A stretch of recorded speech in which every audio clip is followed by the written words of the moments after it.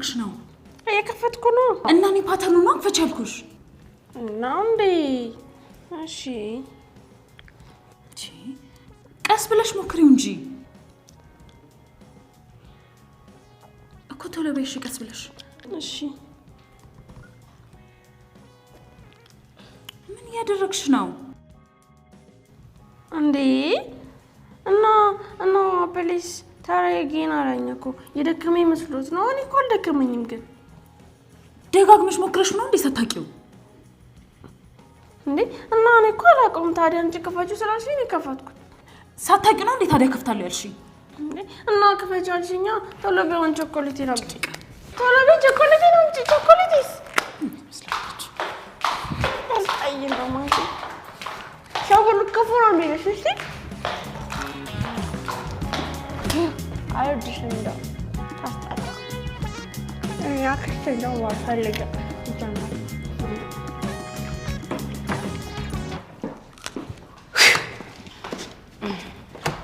ይሻለኛል። እማዬ ምንድን ነው? እማዬ ስልኬን ወሰደችው። ማመድ?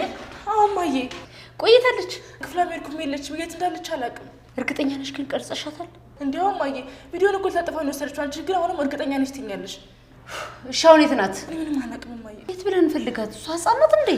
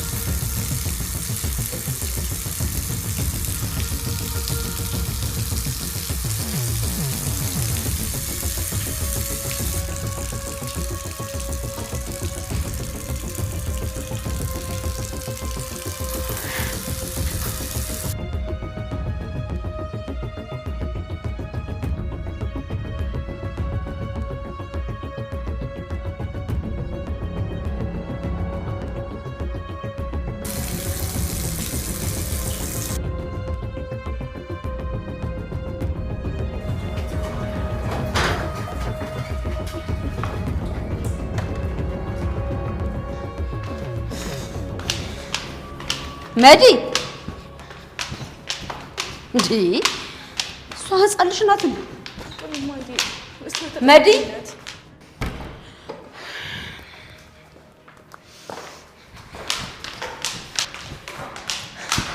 ለረረክሻ አክስቴ ስልኬን ምን አደረኩ? ምንም አላደረኩት። ቆይ አክስቴ ስልኬን ውሃ ውስጥ ከተትሽው? ንገሪኝ። ፋይሉን ለማጥፋት ስልኬን ውሃ ውስጥ ከተትሽው? አክስቴ ንገሪኝ፣ ምንድን ነው ያደረግሽው? ምንድነው የምትጮሂው? በቃ አይፎን ይሰጥሻል። ምንድን ነው ያልሽው? ምንድን ነው የተፈጠረው? ምንድን ነው ያደረግሽው? ምንም አላደረኩም ማርቲ። በቃ አታካብጂው፣ ቀለል አድርጊው።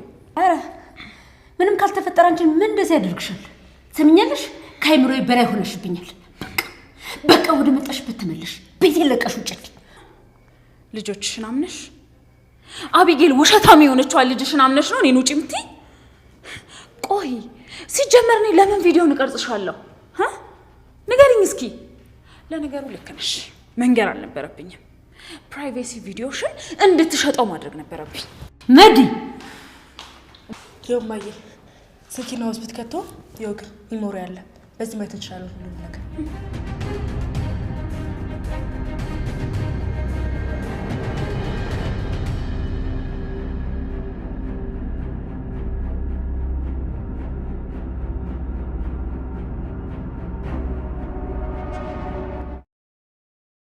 እኔን የመሰለኝ ነገር ምንም ፋይዳ የለውም። አንቺ የተረጎምሽበትና የምትኖሪበት መንገድ ነው ህይወትሽን የሚቀይረው። ከምንም በላይ ደግሞ ያገኘሽው መልእክት ምንድነው? አንዳንድ ቦታ ላይ መልእክቱ ብቻም ሳይሆን የመልእክተኛውን ማንነት አስፈላጊ ይሆናል። ለዚህ ግን መልእክቱ ከበቂ በላይ ነው።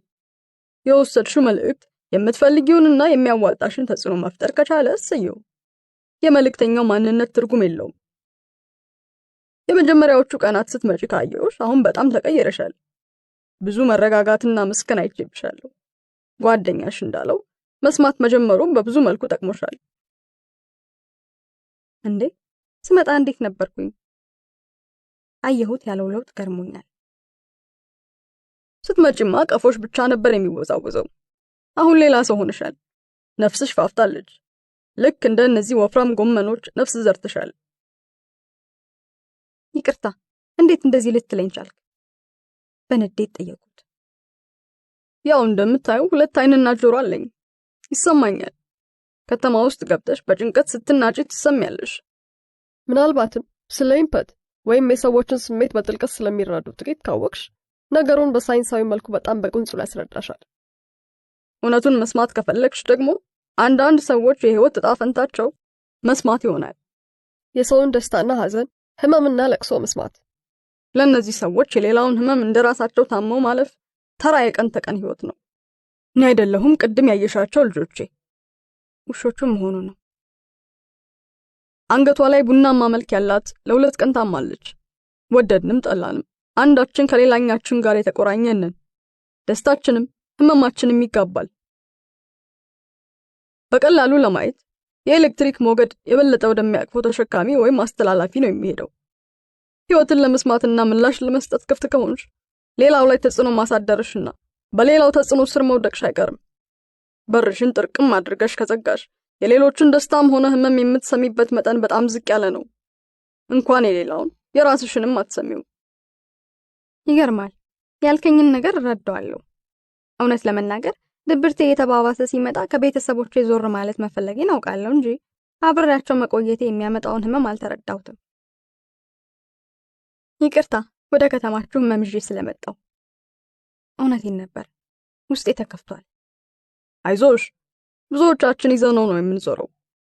ከየት እንዳመጣነውና ለማን እንደምንሰጠው እንኳን አናውቅም። ያው ጥልቅ እንቅልፍ ላይ ሆኖ ይሄንን መረዳት ይከብዳል። ትክክል ነበርኩ። ካወራሩ ነባር ብዙ ልምድ ያካበተ አዋቂ እንደሆነ ድሮም አውቄያለሁ። የረባ ምግብ የበላሽ አትመስይም። ቆንጆ ሽሮና ጎመን ልስራልሽ አለኝ። ጨዋታ መቀየር እንደፈለገ ገባኝ። በጣም ደስ ይለኛል፣ ግን ታግዥኛለሽ አለኝ። ተከትዬው ወደ ውስጥ ገባው። ቤቱ ከገመትኩት በላይ አስገረመኝ። ሙዚየም ይመስላል። አሮጌ የእንጨት መደገፊያ ያለው አረንጓዴ ሶፋ፣ በጠፈር አልጋና መቀመጫ መሃል ያለ ማረፊያ ወንበር፣ የሸክላ ማጫወቻ፣ 2 ትልልቅ የድሮ የልብስ ሳጥኖች፣ አሮጌ አነስተኛ ፒያኖ፣ በርካታ የካሴት ሸክላና ሲዲ ስብስቦች፣ በየቦታው የተቀመጡ የተለያየ ቀለም ያላቸው ያልተጠረቡ የከበሩ ድንጋዮች፣ ግድግዳ ላይ የተሰቀሉ ጥንድ ቅሎችና የስፌት ስራዎች በመልኩ ተቀምጠዋል። በቤቱ ይዞታ ስደነቅ ቆየው። አንደኛው ጥግ ላይ በ10ዎቹ ዕድሜ የሚገኙ 4 ልጆች የእሱና የአንዲት ሴት ፎቶ ተሰቅሏል። ባለቤቱ መሆኗን መገመት አይከብድም። ልጆች ናቸው? አዎ፣ 4ቱ ልጆቼ ናቸው። ከነሱ በእድሜ ትንሽ ከፍ የምትለው ቆንጆ ደግሞ የልጆቼ እናት ናት። ደስ ይላል። አሁን መቼም ትልልቅ ልጆች ናቸው። በጣም እንጂ። ትልቁ 35 ይሆነዋል። የመጨረሻዋ ትንሿ 27 ሊሆናት ነው። ትልልቆች ናቸው። ይመጣሉ? ይጠይቁሃል? ደፍሬ ጠየቅኩት። እዚህ አይደሉም። 3-4 የመተው ጠይቀውኛል። አኗኗሬ ትንሽ ግራ ስለሚሆንባቸው መቆየት ያስቸግራቸዋል። የመጨረሻዋ ልጄ ብቻ የነቃች ናት። እዛም እዚህ መኖር አይከብዳትም። ከባለቤቴ ጋር ከተለያየን ቆየን። መሃላችን ምንም ጥል የለም። እንዋደዳለን። ግን መንገዳችንና ምርጫችን ተለያየ። እሷ ወደፊት መሄድ ፈለገች፣ እኔ ደግሞ ወደ ኋላ መመለስ ፈለግኩ። መረዳት አለመረዳቴን እርግጠኛ አልነበርኩም። አልገባኝም። ባለቤቴ ጠንካራ ሴት ናት። ከዚህ ሀገር ስንወጣ ወጣቶች ነበርን። 4ቱም ልጆች የተወለዱትም ያደጉትም አሜሪካ ነው። ባለቤቴ አጠገቤ ባትኖር ከ1 ዓመት በላይ ላልቀመጥ እችል ነበር። የኔ ኃላፊነት እምብዛም ነበር። ምናልባት ልጆቹን መያዝ አግዣት ይሆናል። መጽሐፍት ውስጥ ውላለሁ። ቤት ስመለስም ከልጆቹ ጋር ትንሽ ቆይና ተመልሼ ወደ መጽሐፍቶቹ ገባለሁ። ባለቤቴ በቤትም በውጭም ስራዋ ብዙ ነው። ውጭ ትሰራለች፣ ልጆች ትንከባከባለች፣ ቤቱን ቤት ታደርጋለች። እኔን እንደ ልጅ ተቆጥታ ምግብ ታስበላኛለች። ሚስትም እናትም ነበረች። የዛ ሀገር ስርዓት በሰዎች አንጎልና መቅኔ ላይ ነው የተመሰረተው። አንደኛውም መብላቱ ግድ ነው። ትሰሪያለሽ፣ ታገኛለሽ፣ ታድጊያለሽ። ያመመሽ፣ የደከመሽ፣ የተዘናጋሽ ቀን አለቀልሽ። የለፋሽበት ሁሉ ያንቺ አይደለም። ሕይወትሽ እንደ እምቧይ ካብ እያየሽው ይፈርሳል። እኔ በበኩሌ እየበቃኝ ነበርና ይብቃል፣ ሕይወትን መኖር እንጀምር አልኳት። እሷ ደግሞ ገና አልጨረሰችም። ወደ ውጪ እያደገች ነው። ገና የውጪውን እድገት አልጠገበችውም። እኔ ወደ ውስጥ መግባት መረጥኩ። ልዩነታችን እየሰፋ መጣ። ግድ የለም ይብቃን ብዬ ወደዚህ ሀገር ተመለስኩ። ምርጫ ነው። አንዳንዶቻችን ወደ ውስጥ፣ አንዳንዶቻችን ወደ ውጭ እናድጋለን። ሁለቱም የራሱ ጥቅም አለው። ለሁሉም ከመንጋቱና ከመንቃትሽ በፊት በደንብ እንቅልፍ ጠግበሽ መነሳት ጥሩ ነው። እንቅልፉም ያልቃል፣ አንቺም ትጠግቢዋለሽ። ያለበለዚያ ከቀትር በፊት ሁሉ እንቅልፍ ሊልሽ ይችላል። በደንብ ጠግበሹ ስትነሽ ግን እሱም ይበቃዋል፣ አንቺም ይበቃሻል። ያለሽ ብቸኛ አማራጭ መንቃት ይሆናል። እንቅልፉም ንቃቱም የራሱ ጥቅም ስላለው አመጣጡን ሰፋ አድርጎ መረዳትና መቀበል ነው። ሙዚቃ ትሰሚያለሽ? ጥሩ ሙዚቃ ልጋብዝሽ። ርዕሱን እንደገና ቀየረው። ምናልባትም መክፈት ያልፈለገውን ሳጥን አስከፈትኩ ይመስለኝ። የሙዚቃ ካሴቶች የያዘው መደርደሪያ ላይ የሆነ ነገር ይፈልጋል። በጣም ደስ ይለኛል። ምን አይነት ሙዚቃ ትወጃለሽ? በእውነቱ ለየትኛውም የሙዚቃ አይነት የተለየ ምርጫ የለኝም። በጥሩ ግጥምና ቅንብር ተሰርቶ የነፍስ አሻራ ካረፈበት ሰምቼ አልጠግብም። የምወደውን የማውቀው ግን ስሰማው ነው። አሪፍ ያመራረጥ መንገድ ነው። እኔ ጃዝ እና የመሳሪያዎች ቅንብር እወዳለሁ።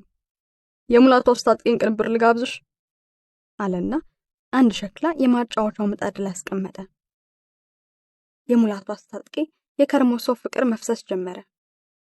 አብሬው በቀስታ ማንጎራጎር ቀጠልኩ። በፍቅር ያዘነ በምን ይደሰታል፣ መልስ እንኳን ባይኖረው የከርሞ ሰው ያውቃል። የሚያስተክዝ መውደድ ስንቱን አደንዝዞ ከርሞ ሰው ፍቅር መጠየቅ ነው ይዞ። በ1960ዎቹ ላይ ያለ ዘናጭ ዘመናዊ ጎልማሳ የጊዜ ሂደትን ባንዳች ምታት ማቆም ቢችል እንደ ሊቁ መኖር የሚችል ይመስለኛል። ቤቱ ግድግዳው ላይ ለጌጥነት የለጠፈው የአዲስ ዘመንና የዛሬቱ ኢትዮጵያ ጋዜጣ እዚያ ዘመን ላይ ያለ ሰው አስመስሎታል። በእድሜ የኔ ኩያ የሚመስል ሶፋ፣ በእጅ የተላገ ወዝ የጠገበ የማዕድ ጠረጴዛው፣ አራት ዘመናቸውን በድሎት ያሳለፉ የሚመስሉ ብዙም ጉዳት የማይታይባቸው ወንበሮች፣ ብዙ ኡኡታ የማያሰማ የመሬት ሳንቃ ላይ ቦታቸውን ይዘው ተቀምጠዋል። ቤቱ ከውጭ ሲታይ ትንሽ ቢመስልም ውስጡ ከበቂ በላይ ነበር። 3 ወዛም ቅጠል ያላቸው የቤት ውስጥ አትክልቶች ጥግ ይዘው ተቀምጠዋል። ወደ ግራና ቀኝ የሚከፈቱት መስኮቶች በተከፈቱና በተዘጉ ቁጥር የሚያሰሙት የራሳቸው የአኮርዲዮን ድምፅ አላቸው። የአገልግሎት ዘመናቸውንና ልፋታቸውን ያዩትን ጉድ አፍ አውጥተው ይናገራሉ። ሲቲቲቲቲት ግው ግድግዳው ላይ ወደ ሊቁ ሲዞር መኪና የረሱ የሚመስሉ ጠንካራና ረዣዥም እግሮች እንደ ባህር ዛፍ ቀጥ ያለ ብዙ ያሳለፈ የሚመስል ከጠንካራ አጥንትና ጅማት የተዋቀረ ለስጋ ብዙም ቦታ የሌለው ሰውነት ለብሶ ቀጥ ብሎ ቆሟል።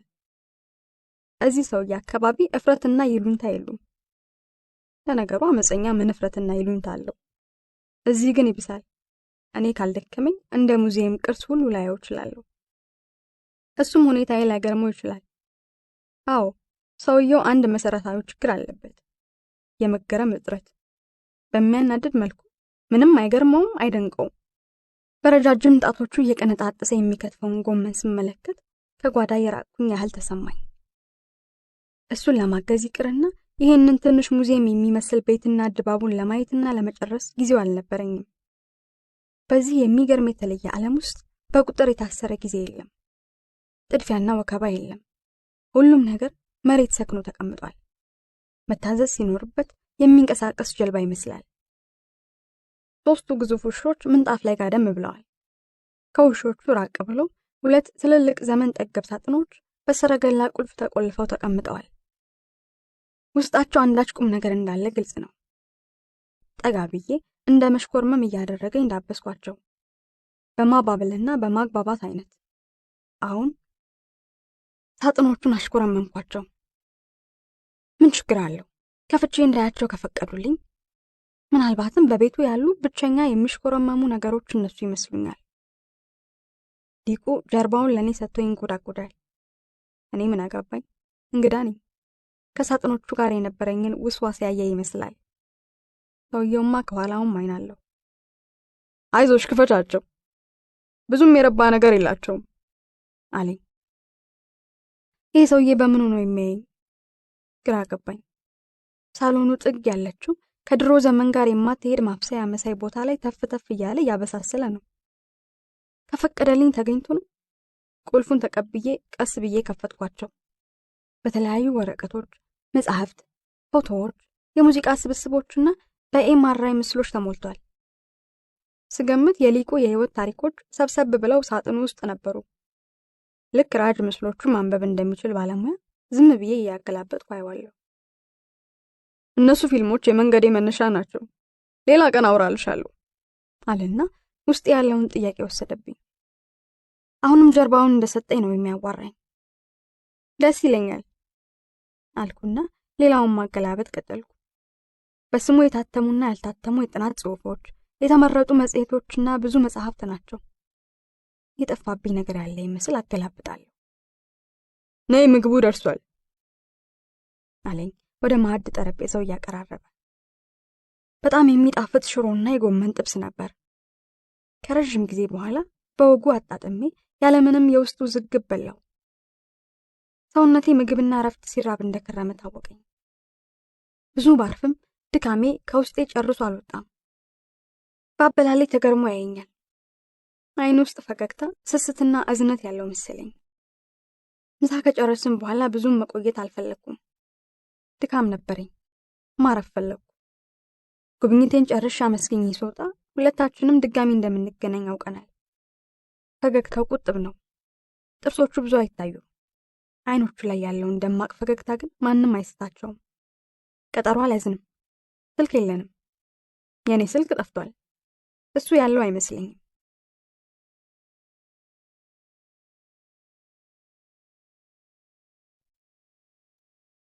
ከቤት ከወጣሁ 1 ወር ሞላኝ። ብዙ ለውጦች ሲካሄዱ፣ መልክና ቅርጽ ሲይዙ፣ የተበጠበጡ ስሜቶች ሲሰክኑ ይሰማኛል። የኔ ስራ ድርሻ በዚህ ሂደት ውስጥ እጅ መስጠት ብቻ ነው። ቀላል መሳይ ግን አስፈሪ የመሆን ሂደት ነው። ለህይወት ወይም ለፈጣሪ እጅ መስጠት፣ መፍቀድ፣ አለመንፈራገጥ ይጠይቃል። ይሄ እስከዛሬ ከተማርኳቸው ትምህርቶች ከባዱ ነው። እጅ ከሰጡ በኋላ ትግል የለም። አውቃለሁ የለውም። እስኪሰጡ ግን ፈተናው ብዙ ነው። ከተማረኩ በኋላ ብዙ ባዶ ሜዳ አለ። በዚያ ባዶነት ውስጥ ደግሞ ለውጥ እየተካሄደ ነው። ለውጡ የራሱ ሂደትና ጡዘት አለው። በዛ ጡዘት ውስጥ ተረቶ መቀመጥ ቀላል አይደለም። የሚሆነውን ነገር በጥልቀት እየተመለከቱ አብሮ መልክና ቅርጽ መቀያየርም እንደዛው ከባድ ነበር። ወደ አዲስ አበባ ከመመለሴ በፊት ለመጨረሻ ቀን ደግሜ ጋራው ላይ ለመውጣት ፈልጌያለሁ። ለሁለት ጉዳይ። 1 መንፈሴን ያሰከነችልኝን ድንቅ አቀባበል ያደረገችልኝን የፈጢራ ከተማን ለማመስገን። አሁና ያንን ሁሉ ሸክም አራግፌባት እንዳላየ እንዳልሰማ ሆኜ አልወጣም። ነውር ነው። ሰው ባይሰማ ባያይ ያየ አይቷል። ልቤም የሆነውን ያውቃል። ሳር ቅጠሉን፣ ሰውና እንስሳውን አመስግኜ እጅ ነስቼ መውጣቴ ግድ ነው። ሁለተኛ ደግሞ ሊቁን አግኝቼው ጥቂት ተጫውተን አመስግኘው ብሄድ ደስ ይለኛል። አረፋፍጄ ወደ ጋራ ወጣው። መቆየት የፈለግኩትን ያህል ጊዜ ወሰድኩ። ብዙ ቆይታዬ ምስጋና ነበር። የጥንት ሰዎች ለምን ሳር ቅጠሉን እንደሚያመልኩ ገባኝ። ፈጣሪያቸውን ዙሪያቸው ባለው በእያንዳንዱ መንገድ ውስጥ ያገኙታል። መግቢያ በራቸው ብዙ ነው። ለቀናት ከተስተናገድኩበት ቤት የመውጣት ስሜት ነበረው። ስንብቴን ለዛፉ፣ ለሳርና ቅጠሉ፣ ለአፈርና ድንጋዩ፣ ለሰማይና ደመናው አደረስኩ። ሁለታቸው ብዙ ነዋ። ምስጋናዬ ሲያልቅ ልቤ ወደ ሊቁ ሄደ። ልክ ቀጠሮ እንደያዘ ሰው ጠበቅኩት። አልመጣም። ጋራውንና ወዳጆቼን ተሰናብቼ ቁልቁለቱን እየተንደረደርኩ መውረድ ጀመርኩ። ሊቁ የለም። ከመሄዴ በፊት እንደማገኘው እርግጠኛ ነበርኩ። ምንም ሳልለው ልሂድ? ቤቱ ሄጄ ልሰናበተው? ውስጤ አማራጮች ይመላለሳሉ። አረሲ ተረጋጊ፣ ከኋላ የሚያሯሩጡሽ ነገር አለ እንዴ? እንደተለመደው ሊቁ ኮቴ አልነበረውም። ከጎኔ 5 እርምጃ የሚሆን ርቀት ላይ እንደ መገለጥ አይነት መጣ። አንተ በጫማ አትሄድም እንዴ? እውነቴን ነበር። ሰው ኮቴ ሲያጣ ያናድዳል። ብዙ ጊዜ ሲደክመኝ መብረር እመርጣለሁ፣ ልፋትም ይቀንሳል አሾፈብኝ። ቆንጆ ስንብት ላይ ስለመሰልሽኝ ልረብሽሽ አልፈለኩም። ምን? ስንብት ላይ መሆኔን በምን ጠረጠርክ? ከልብ ተገርሜያለሁ። የሰው አየር እንዴት እንዲህ ይጠለፋል? ነውር ነዋ። ያው ጮክ ካልሽና መሃል ሰሚ ጆሮ ካለ ባይወራም ወሬው ይሰማል አለና አላገጠብኝ። ጉድ ነው አልኩ በሆዴ። አሁን እኔም ወፈፌ ይባላለሁ? ተወፍፎ ተሙቷል። ይህንን ባወራማ አለቀልኝ። በሆዴ አኩተመትማለሁ። በመሃላችን ብዙም ወሬ የለም። ንግግር ባላሰረው ስምምነት ጋራውን ወርደን ሊቁ ሰፈር ደረስን። ከመሄድሽ በፊት የረፈደ ምሳ እኔ ጋር እንብላ? ደስ ይለኛል አልኩት። ምሳ ብቻ እንደማንበላ ግልጽ ነበር። ገልጠን ያላነበብናቸው ብዙ ነገሮች ነበሩ። እንደተለመደው የግቢውን በር ከመክፈቱ ውሾቹ ከፍ ዝቅ ብለው ተቀበሉት። የእነዚህን ውሾች ፍቅር ብትቀምሺ 3 ያንሳል ትይኝ ነበር። ፍቅር፣ ትዕግስት፣ ማዳመጥ፣ መታዘዝ ብዙ ያስተምሩኛል። ከዚህ ሌላ ምን ትፈልጊያለሽ? አለኝ በጨዋታ መልክ። ፈገግ አልኩ። ምንም የምለው አልነበረኝም። ውሾቹ ለእኔ አሁንም በግዝፈትም በቁጥርም ብዙ ናቸው። ከመጀመሪያው ቀን ጀምሮ ላዩ ላይ ያየሁት በግምት ከጥቁር ወደ ግራጫነት የተለወጠው ጃኬቱን አውልቆ መስቀያው ላይ አንጠለጠለና ወደ ማብሰያው ቦታ ሄደ። ይህንን ቤት ከ1960ዎቹ ቤቶች የሚለየው አንድ ብቸኛ ነገር የሳሎኑን መስኮት ስር የማብሰያ ምድጃና የዕቃ ማጠቢያ ቧንቧ መኖሩ ነው። መቼ ልትሄጂ አስብሽ? አንዳንድ ነገሮችን ይጠይቃል አልኩ በልቤ። ከነገ ወዲያ። አሁን እንዴት ነሽ? ውስጥሽ ምን ይሰማሻል? በጣም የተለየ ስሜት ነው ይሄኛው። ስመጣ ስሜቴ በጣም ጥሩ አልነበረም። ሰው ማየት መስማት ታክቶኝ ነበር። ያው አንተም አይተኛል። ከራሴ ጋር እንኳን መስማማት ከብዶኝ ነበር። አሁን እንደ አዲስ የተፈጠርኩ ነው የመሰለኝ። ፈጢራ ከሰጠችኝ ስጦታዎች ውስጥ ብርሃኑ የከፈተልኝ መስመሮች ቁልፍ ምስጢር የያዙ ይመስሉኛል። ሲሰማ ሲቃ ማቃሰት የእነሱ ብቻ አይደለም፣ የእኛም ታሪክ አለበት። ልክ እንደዚህ የመንፈስ ማደሪያ ሰማይ እኔ እንደሆንኩኝ አውቃለሁ። ወደ ሰማይ ጮልቄ ከነፋስ ምስጢር ሰማለሁ። ልክ እንደዚህ ደግሞ አንዱ ድንገት ከመጣ ስራ ማግኘት ይሻለው የሚሰራ ስጡኝ ባይ ምንም አትበሉት ይልቅ ሻማ ብሩጁ ላይ። ልክ እንደዚህ ኧረ ግን ዮሴፍ ሽታ እንዴት ያዕቆብ ዘንድ ደረሰ? ያዕቆብስ ብርሃን እንዴት ተመለሰ? አይኔ ታጥቦ ጠራ፣ ትንሽ ንፋስ ነፈሰ። ልክ እንደዚህ ተወዳጁ መምህሬ ሸምስ ሲመታ ከጣብሪዝ አጮልቆ እንዲያየን አልተከልሎ በበሩ ጠርዝ ሰርፕራይዝ። ልክ እንደዚህ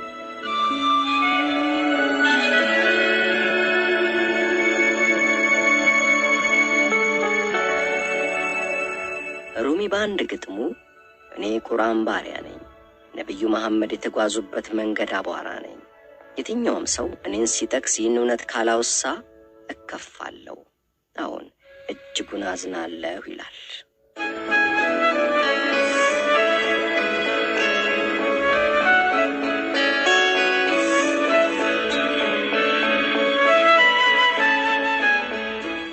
ከሸምሰዲን ሞት ጥቂት ዓመታት በኋላ ደግሞ ሩሚ በኮንያ ባዛር ውስጥ ሲያልፍ ሰላዲን ዛርኩብ ከተባለ አንጥረኛ ሱቅ በሚወጣ የመዶሻ ድምፅ ተማርኮ በሐሴት መወዛወዝ ጀመረ።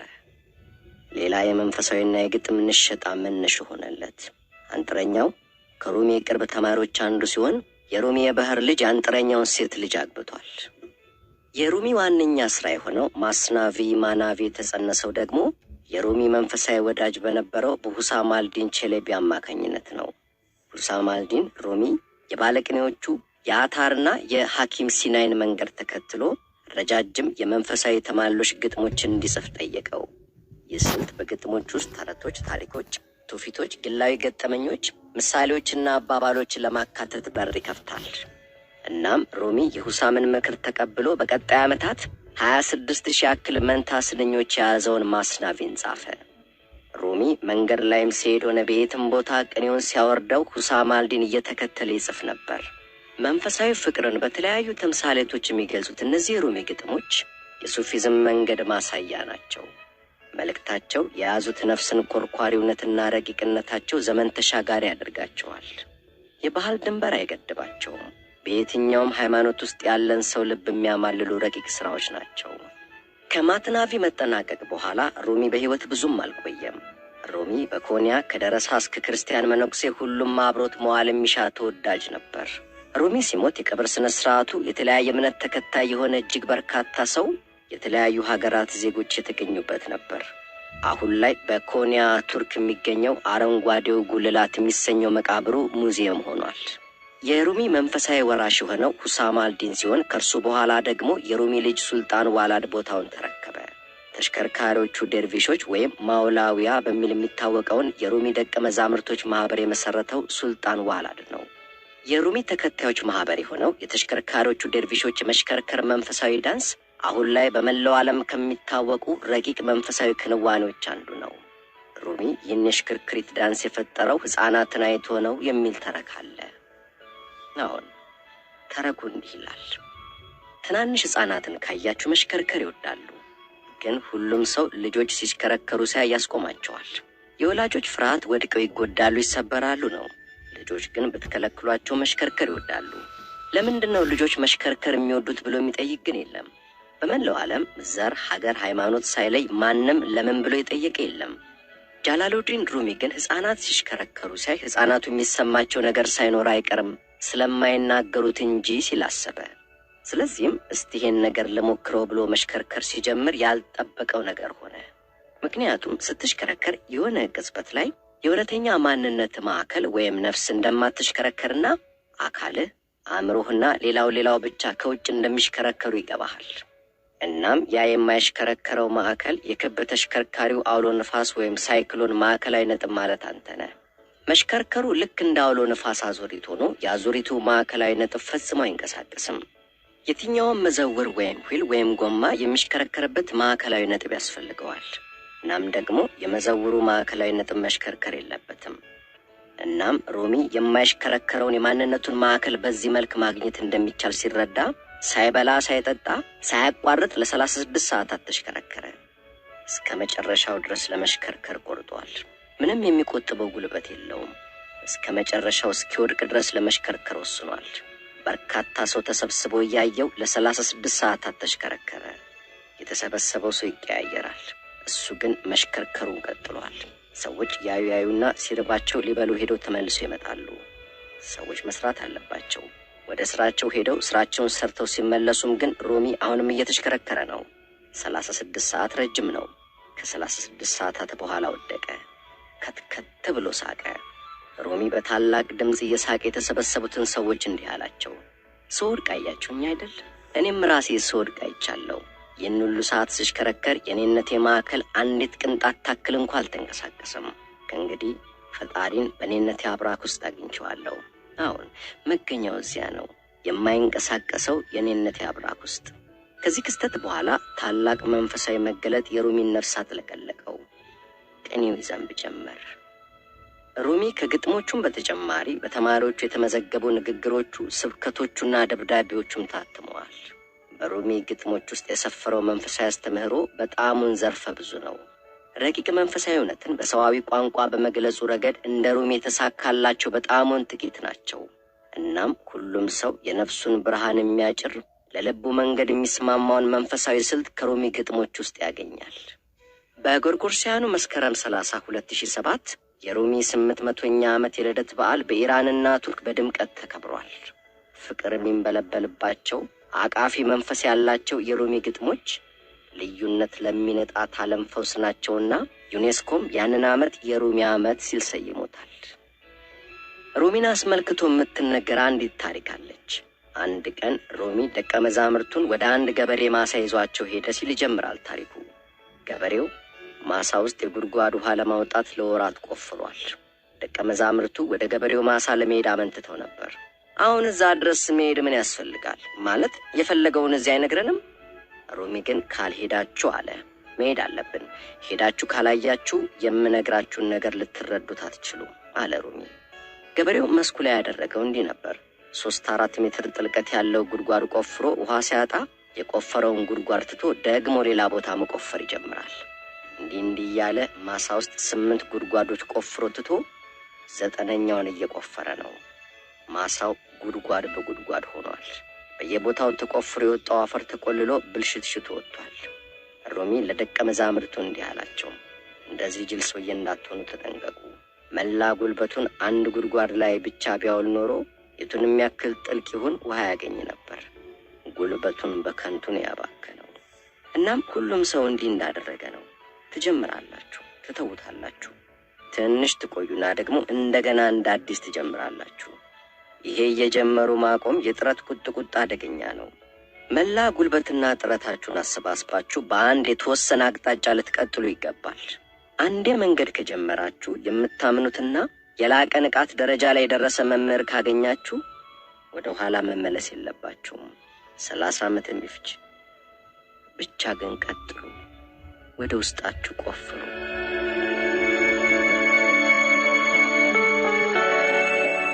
የሮሚ መጽሐፍ ጉዳይ ዘ ቡክ ኦፍ ቡክስ። አንድ ታላቅ የሱፊ መጽሐፍ አለ። በዓለማችን ካሉ መጽሐፍት ሁሉ በታላቅነቱ ተወዳዳሪ የሌለው ልለው ፈልጋለሁ። ምክንያቱም መጽሐፍ ውስጥ ምንም የተጻፈ ነገር የለም። ሙሉ ለሙሉ ባዶ ነው።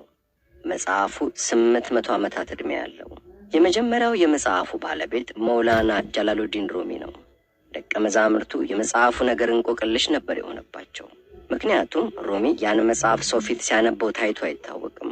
ሁሉም ሰው ሲሄድ ጠብቆ በር ዘግቶ ነው ካስቀመጠበት ከትራሱ ስራ አውጥቶ የሚያነበው። እናም ደቀ መዛሙርቱ ቢደነቁ አይገርምም። የሚጠበቅ ነው። ምን አይነት ሚስጥራዊ መጽሐፍ ነው የሚያስብል ነው። ሰዎች የሚችሉትን ሁሉ ሞክረዋል። እንደውም ጥቂት ደቀ መዛሙርቱ ጣሪያ ላይ ወጥተው የጣሪያውን የሸክላ ንጣፍ አንስተው ሩሚ የሚያነበውን መጽሐፍ ለመሰለል ሞክረዋል። ግን የመጽሐፉን ምንነት ለማወቅ አልቻሉም። ጀላሉዲን ሩሚ የሞተ ዕለት ከሩሚ ሞት ይልቅ በጣሙን ያሳሰባቸው የዚያ መጽሐፍ ነገር ነበር። ደግሞ እኮ በጣም ነው የሚወዱት። ሱፊዎች ሩሚን የሚወዱትን ያክል ማንንም አይወዱም። መውላና ነው የሚሉት፣ የተወደደው መምህር ማለት ነው። በዚህ የፍቅር አጠራር የሚጠራው ሩሚ ብቻ ነው። ይህን ያክል ነው እንግዲህ ይወዱት የነበረው። ባለፉት 800 ዓመታት በሱፊዎች ዓለም የሩሚን ያክል የሚያምር የሚስብ አፍቃሪና በጣሙን ሰው የሆነ ማንም የለም። ግን ደቀ መዛሙርቱ እንኳ የመምህራቸውን ሞት ረስተው መጽሐፉን ከትራሱ ስራ አውጥተው ለማንበብ ሮጡ። እንደዚያ የጓጉለትን መጽሐፍ ከትራሱ ስራ አውጥተው ሲያነቡት ግን በጣም ነው የተገረሙት።